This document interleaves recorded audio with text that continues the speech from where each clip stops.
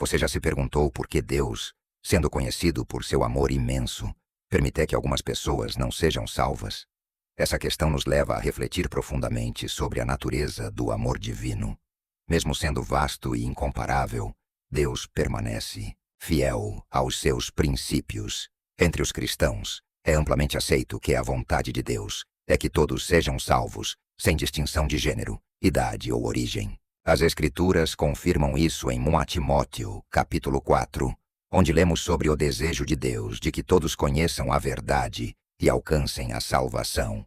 Mas então, o que dizer daqueles que parecem distantes desse caminho? No vídeo de hoje, apresentarei 7 perfis de pessoas que, segundo a Bíblia, podem enfrentar barreiras sérias em sua jornada espiritual.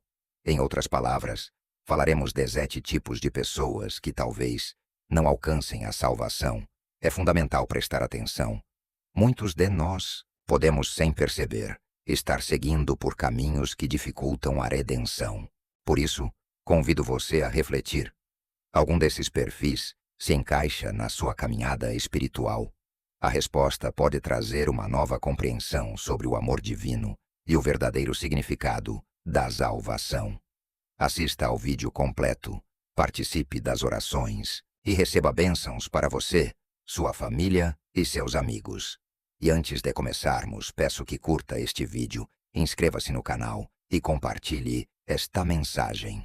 Cada gesto seu contribui para espalhar o Evangelho e fortalecer o reino de Deus aqui, na Terra. Queridos irmãos, é preciso encarar uma verdade desafiadora. Nem todos serão salvos. Essa realidade serve de alerta, inclusive para quem frequenta a igreja com regularidade. A salvação não é garantida apenas pela presença nos cultos, pela participação em atividades da comunidade, pelo dízimo, pela forma de falar, por um título religioso ou até mesmo pelo batismo. Em Mateus 7, 21-22, Jesus faz uma advertência clara sobre o dia do juízo. Muitos alegarão ter feito milagres em seu nome, mas ele dirá: nunca os conheci, afastem-se de mim, vocês que praticam o mal. Essa mensagem é um chamado para avaliarmos nossa real condição diante de Deus. Se Jesus voltasse hoje, estaríamos prontos? Estaríamos revestidos de sua justiça, puros diante dele? Pensar sobre isso é essencial para a vida espiritual. Você está aqui por um propósito, e esse momento é valioso. Em 2 Coríntios 5:10, a Bíblia nos lembra que todos compareceremos perante o tribunal de Cristo para receber conforme as nossas ações, sejam boas ou más. Agora vamos refletir sobre o primeiro grupo mencionado nas Escrituras como não herdeiros da salvação, os incrédulos. Quem são eles? São os que não creem no nascimento, morte, sepultamento e ressurreição de Jesus Cristo. Segundo a palavra de Deus, sem essa fé não há salvação. A única forma de sermos redimidos é pela fé no Senhor, sem crer em Deus e em seu Filho, Jesus Cristo. Ninguém pode ser salvo do pecado, nem da influência de Satanás. Não existe outro caminho. Em João 3:10-16 está escrito: porque Deus amou o mundo de tal maneira que deu seu Filho unigênito, para que todo o que nele crê não pereça, mas tenha a vida eterna. Infelizmente, muitos ignoram a simplicidade e a profundidade desse plano de salvação. E é por isso que a incredulidade é tão perigosa. O segundo grupo de pessoas que, segundo a Bíblia, não podem ser salvas são aquelas que tentam alcançar a salvação por outros meios que não Jesus Cristo. Em João 5:40, lemos que alguns recusaram-se a ir até ele para receber vida. Jesus é o único caminho até o Pai. Como afirma João 14:6, ninguém vai ao Pai senão por ele. Atos 4:12 reforça que não há outro nome dado entre os homens pelo qual devamos ser salvos, senão o de Jesus. Nada mais pode garantir a salvação, nem inteligência, influência, riquezas, beleza ou relacionamentos. Somos salvos única e exclusivamente pelo sangue de Cristo. Sua morte na cruz pagou por nossos pecados e abriu o caminho para a redenção. O terceiro grupo mencionado nas Escrituras é o dos hipócritas. Em Mateus 23:3, Jesus foi direto. Ai de vocês, mestres da lei e fariseus, hipócritas! Vocês fecham o reino dos céus diante dos homens. Vocês mesmos não entram, nem deixam que outros entrem. O hipócrita é alguém que finge ser o que não é. Vai à igreja aos domingos com aparência devota, levanta as mãos em adoração, mas fora dali vive, como se Deus não existisse.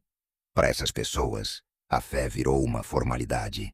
Tratam a igreja como um espaço social, sem compromisso real com Deus. Adoram com os lábios, mas seus corações estão distantes.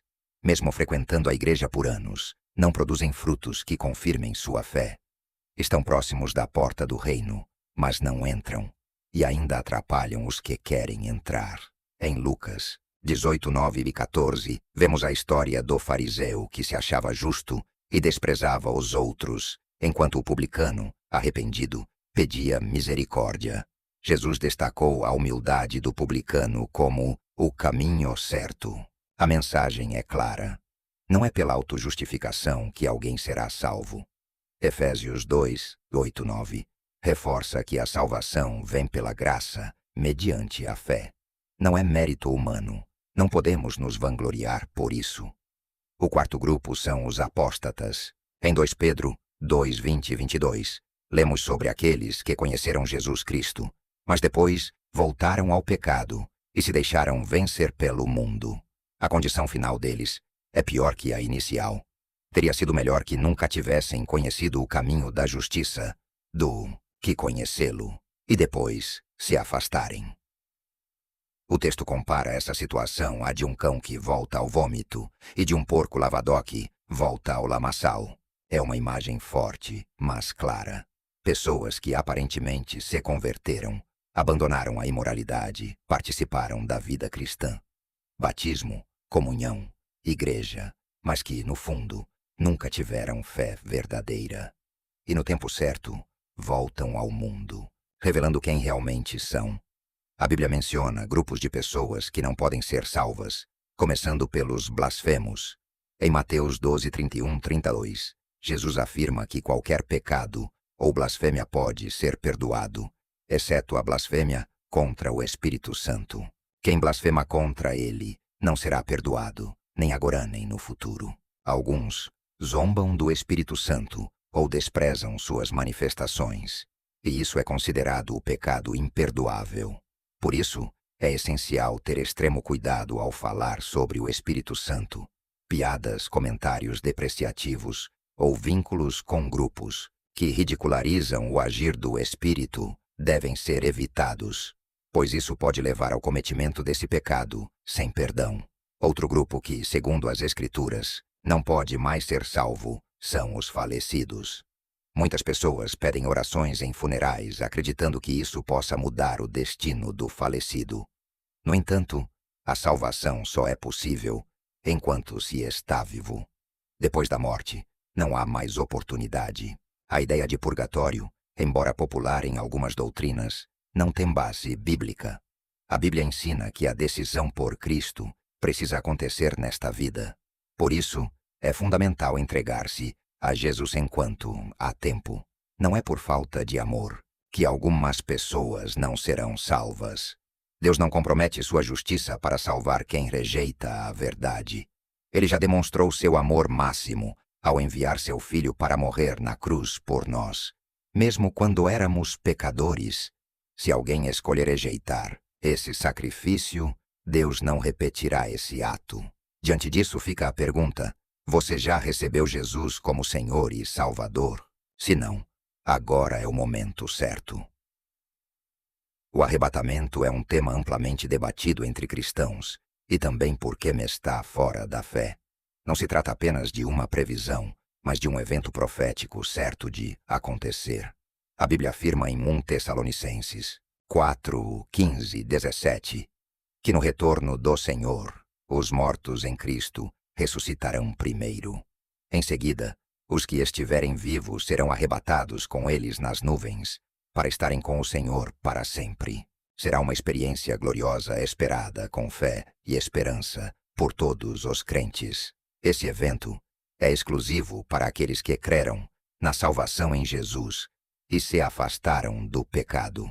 Boas obras ou intenções nobres não substituem a fé salvadora. Quem acredite que o arrebatamento ocorrerá mais de uma vez, oferecendo novas chances. No entanto, a Bíblia não apoia essa ideia. O arrebatamento será único. Quem for deixado enfrentará o caos e a perseguição liderada pelo anticristo. Em contrapartida, os arrebatados iniciarão um reinado eterno com Cristo, vivendo plenamente a vida eterna e escapando da condenação. Apesar de a palavra arrebatamento não estar escrita literalmente na Bíblia, o conceito é amplamente respaldado por diversos versículos nos evangelhos e nas epístolas. Isso confirma que o evento é bíblico e verdadeiro. Contudo, interpretações equivocadas existem. O erro comum é confundir o arrebatamento com a segunda vinda de Cristo, acreditando que sejam o mesmo acontecimento. O que não é correto biblicamente. As Escrituras distinguem claramente os dois eventos. No arrebatamento, os crentes se encontram com Jesus nos ares. Em Tessalonicenses 4:17. Na segunda vinda, Jesus retorna com os crentes arrebatados para julgar os que ficaram, derrotar o anticristo e reinar por 1000 anos. Apocalipse 19:20. O arrebatamento será instantâneo, como um piscar de olhos.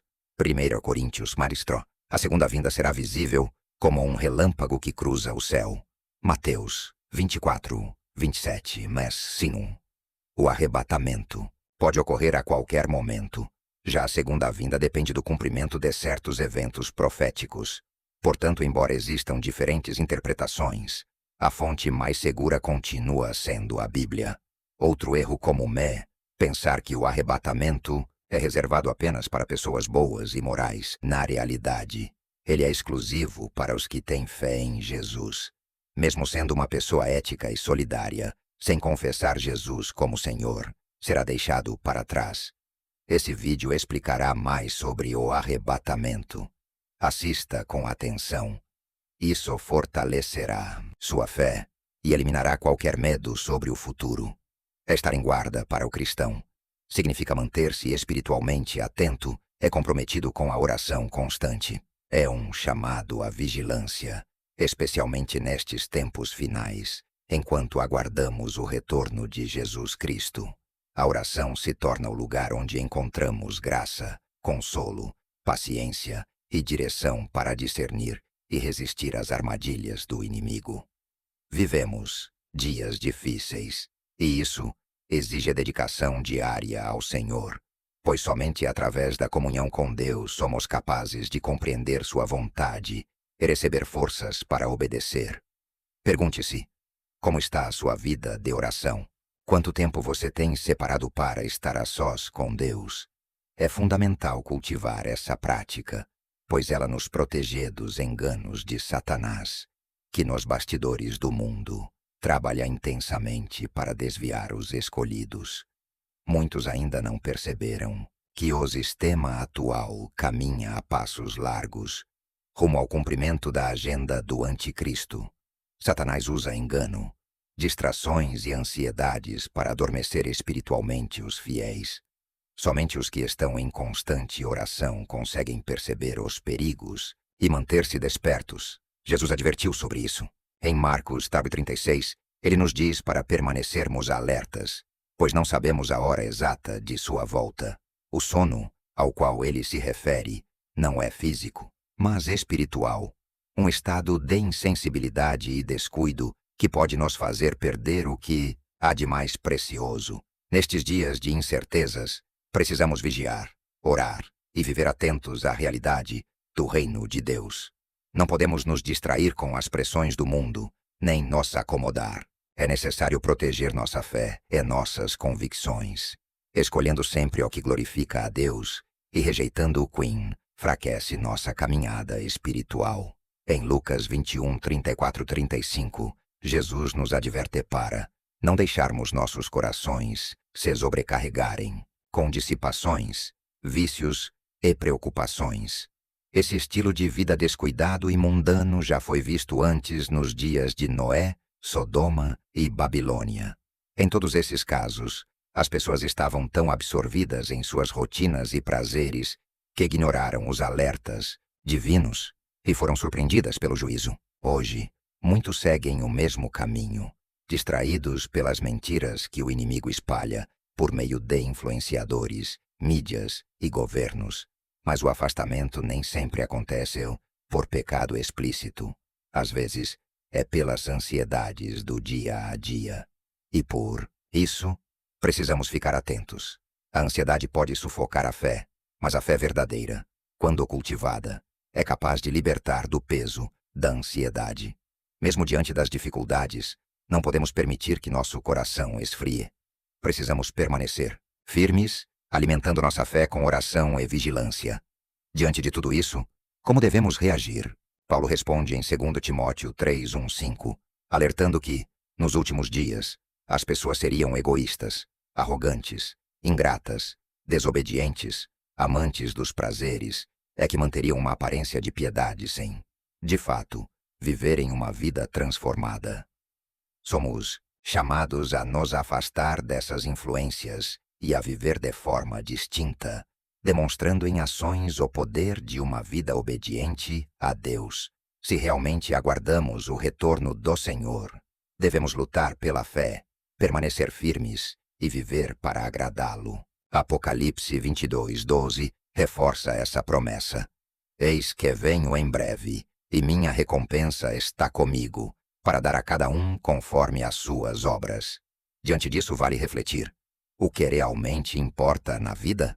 Se você estivesse prestes a enfrentar a eternidade, o que seria essencial? Em um momento como esse, tudo perde o valor, menos uma única coisa: Jesus Cristo. Ao nos depararmos com a realidade da morte, entendemos que só nossa união com Cristo, selada por sua cruz, tem verdadeiro significado. É essa verdade eterna que pode salvar nossa alma e garantir a vida eterna. Deus quer que você leve isso a sério. Preste atenção. Não deixe essa mensagem passar despercebida. Abra seu coração agora, pois não sabemos o que pode acontecer depois deste momento. Como diz Gálatas 6:14, nossa maior glória deve estar na cruz de Jesus Cristo.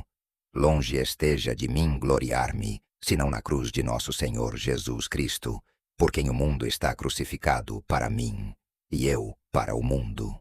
Quando confrontamos a eternidade, percebemos que nossas ambições mundanas perdem o valor. Imagine alguém à beira da morte. Reuniões, dinheiro, paixões, tudo se torna irrelevante. Até o amor por uma casa ou um time de futebol empalidece. Isso nos lembra de que aquilo que hoje valorizamos tanto ou não tem significado eterno. O dinheiro, os bens e os feitos mais louváveis são passageiros diante da pergunta mais importante: onde passaremos a eternidade? A cruz de Cristo é o que realmente importa. A morte é certa para todos, e quando ela se aproxima, nossas prioridades se desfazem. Sabemos disso, mas frequentemente negligenciamos nossa relação com Deus, distraídos por sucesso e reconhecimento. É hora de despertar e reavaliar nossas prioridades. Refletir sobre o pós-vida levanta questões. O que acontece quando morremos? Existe purgatório? Entramos em um sono até a ressurreição? Hebreus 9:27 responde: e assim como aos homens está ordenado morrer em uma só vez, vindo depois disso o juízo. A Bíblia deixa claro: não há estado intermediário, mas sim julgamento após a morte. Com isso em mente, devemos viver de forma diferente, sabendo que Deus julgará até as palavras que falamos. Esse julgamento se aproxima e um fator decidirá nosso destino eterno. Em 1 Coríntios 1:18, lemos que a mensagem da cruz é loucura para os que se perdem, mas poder de Deus para os que são salvos. A cruz, novamente, divide os que se salvam dos que perecem. Sem ela, e sem a ressurreição, não haveria salvação. Gálatas reafirma que devemos gloriar-nos apenas em Cristo. Ele deve ser nosso foco e nossa confiança. A cruz é um lembrete do amor e do sacrifício que garantiram nossa redenção. No dia a dia, nos distraímos facilmente, seduzidos por conquistas e prazeres passageiros. Perdemos de vista o valor eterno da cruz. Mas ela é o centro de tudo. A linha divisória entre salvação e perdição. O fundamento do perdão. Em meio às complexidades da vida, a mensagem dos apóstolos é clara. Fixemos os olhos no poder transformador da cruz. Vivemos em um mundo cheio de distrações que querem tirar nosso foco dela. Precisamos manter a cruz no centro de nossas vidas, não nos perdendo em ilusões e valores passageiros, mas buscando o significado eterno que ela representa. A sociedade nos incentiva a confiar em nossa própria bondade, a nos orgulhar de boas ações, respeito às leis e cuidado com a família. Muitos acham que são boas pessoas e que isso basta. Romanos 3:23 diz que todos pecaram e estão destituídos da glória de Deus. Romanos 6:23 afirma: o salário do pecado é a morte, mas o dom gratuito de Deus é a vida eterna em Cristo Jesus. Todos somos pecadores, herdamos a natureza pecaminosa de Adão.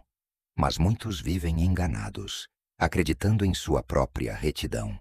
O Evangelho nos confronta com a verdade. Todos somos pecadores. Mesmo os mais respeitados, todos falham diante da santidade de Deus. Muitos rejeitam essa verdade e a salvação, achando a cruz algo sem valor. Alguns confiam em boas obras, caridade e moralidade como caminho para o céu.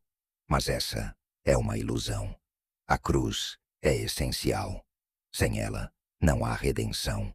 Basta olhar ao redor. O mundo está mergulhado em violência e desrespeito à vida. Nunca houve tantos assassinatos, guerras e terrorismo como nas últimas décadas. Mais pessoas morreram em guerras recentes do que nos últimos 500 anos combinados. Só no último século, mais de 200 milhões de pessoas morreram em conflitos. E nos últimos 10 anos, milhões de crianças foram assassinadas ou mutiladas. Essa realidade nos faz pensar. O julgamento está próximo, seja pelo arrebatamento ou pela morte. A pergunta permanece: estamos prontos para nos encontrar com Deus? Temos um relacionamento com Jesus? Esqueça as preocupações da vida. No fim, só importará sua conexão com Cristo. Não importa seu dinheiro, seu status, seus seguidores, mas sim sua alma. Entregue seu coração ao Senhor. Arrependa-se e firme-se. Na verdade, custe o que custar. Ore para que Deus nos liberte das corrupções do mundo e nos direcione às coisas do Espírito. Que o amor por Deus seja a nossa maior motivação e nos traga segurança sobre a eternidade. Amém. Curta e compartilhe. Se inscreva no canal. Gênesis 3:19 diz: com o suor do teu rosto comerás o pão, até que tornes à terra, porque dela foste tomado, porquanto és pó, ao pó tornarás. Essa declaração destaca nossa conexão com a terra e a mortalidade dos corpos. A cremação, em harmonia com essa ideia, simboliza o retorno à essência primordial. O corpo, ao ser submetido ao fogo, reduz-se gradualmente a cinzas, o que remete à nossa humildade e fragilidade. Além disso, esse método ganhou popularidade por motivos ecológicos e mudanças culturais. Mais da metade dos estadunidenses hoje prefere a cremação, reconhecendo sua eficiência em espaço e menor impacto ambiental. Cientificamente, ela é considerada mais sustentável do que o enterro tradicional. Isso porque os enterros consomem grandes áreas de terra, usam produtos químicos para embalsamamento, caixões de madeira e lápides, todos com impacto ambiental significativo. Comparativamente, a cremação, embora emita carbono, ocupa menos espaço e consome menos recursos. Essa preferência crescente reflete tanto preocupações ambientais quanto mudanças culturais e religiosas. Algumas tradições veem o fogo como símbolo de purificação e libertação.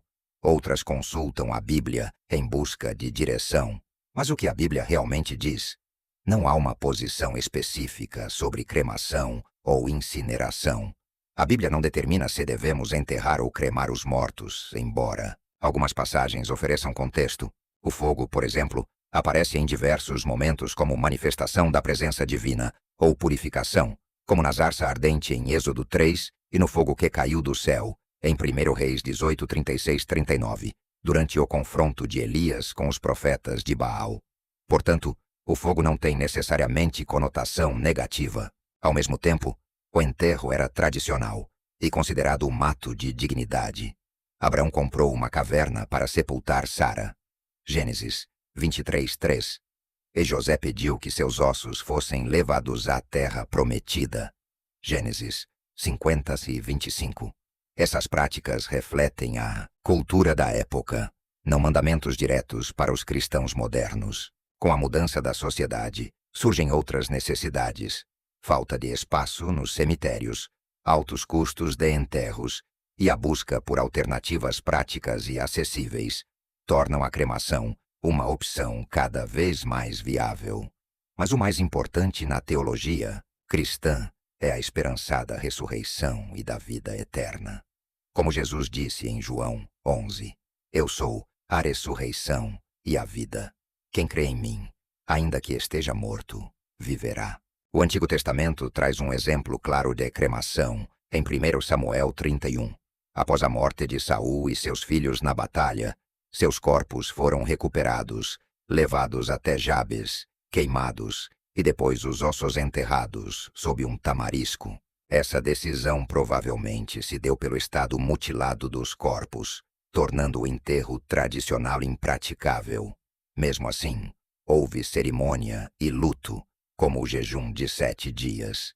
Isso indica que a cremação, nesse caso, foi uma escolha respeitosa e pragmática, não uma rejeição da tradição de sepultamento. Ou seja, essa prática foi uma exceção diante de circunstâncias extremas, já que o comum era enterrar os mortos, como mostram os relatos sobre reis e patriarcas do Antigo Testamento.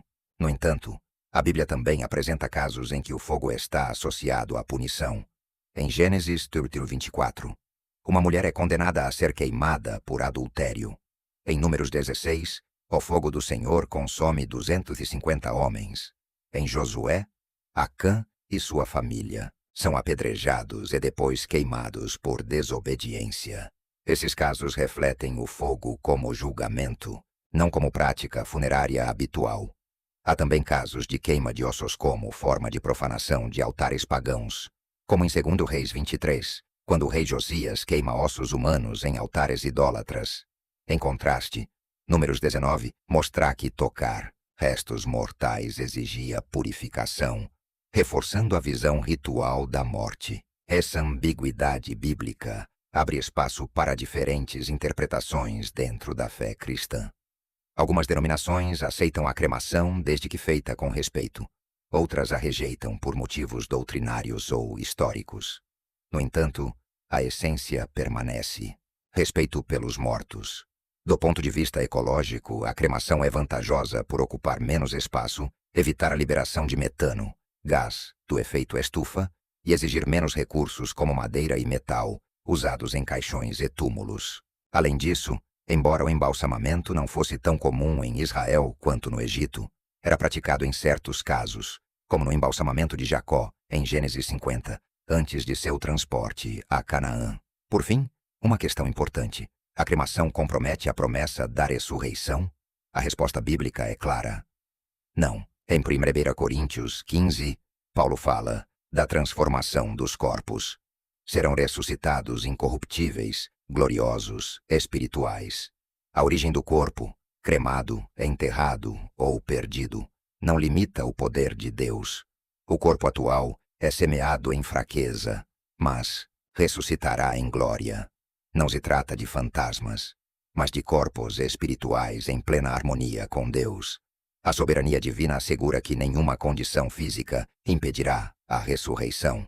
Portanto, a cremação não representa uma barreira à vida eterna prometida por Cristo. Amém. curta e compartilhe. Se inscreva no canal.